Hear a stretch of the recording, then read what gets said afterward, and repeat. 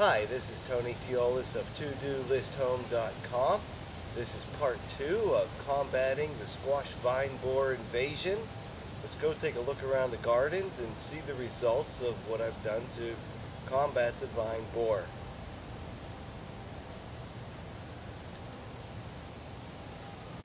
So, Alina, in the battle of human versus squash vine borer, who do you think won? I don't know. The humans? The humans won. Look at that. A couple days ago we weren't sure if we were going to get anything out of any of the vines.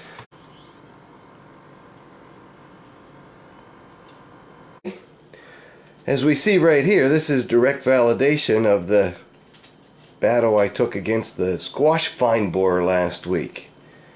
As a result, I got at least 3 squash. Since then, I've got a few more left.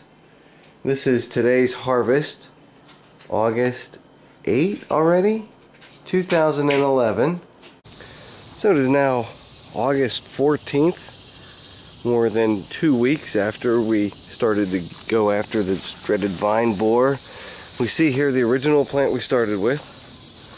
It's smaller than what was in here originally, but we were able to pull out 1 squash from this plant. These 2 plants, this would be squash number 2, squash number 3, that's where they were. They didn't make it. Squash number 4 has really done its best to survive under the conditions. We got a nice little yellow squash there, and a second one popping up. Squash number 5 that we tried to save, doesn't look like there's any hope in this one. All the leaves are dead and dying. I bet you if I pull out some of the dirt here, I can just see where, you know, there's really nothing down in here worth growing. We'll just let it be though. Over in this east-facing garden, as you recall, we pulled out a zucchini, and in here we had another squash. We got 1 squash from this plant so far. Doesn't seem to be anything else going on in there. Oh, I spoke too soon. Look at that. This is squash number 6. And we still got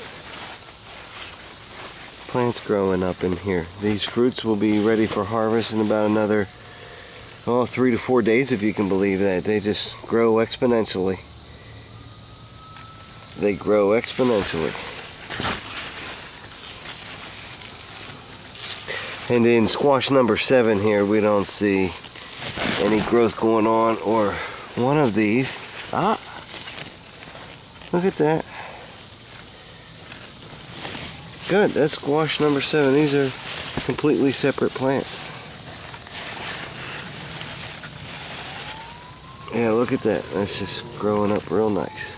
So as you can see, going through the effort of saving these squash, seems like a lot of work just to get 3 or 4 squash, but like everything else growing around here, you know, the more I try, the easier it becomes. The easier it becomes, the more I try. We really end up with, you know, it's not just about squash, but it's about learning, and it's about improving. And a little bit of attention to your plants, all your plants, a little bit over time really leads to some nice, productive results. Although sometimes not necessarily like what you see in a store, but still all delicious just the same.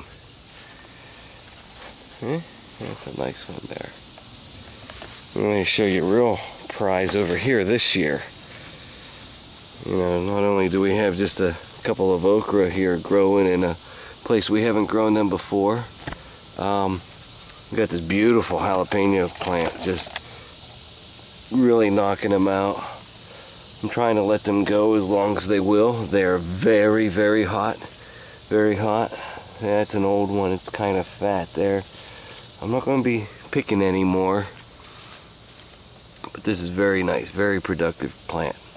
wonderful idea putting it out here in this box that I used to grow potatoes in. So rather than try to grow potatoes a third time, I decided to cut the box down to a regular foot size and grow in carrots. And this year we have an eggplant coming in here, very nice. Very well.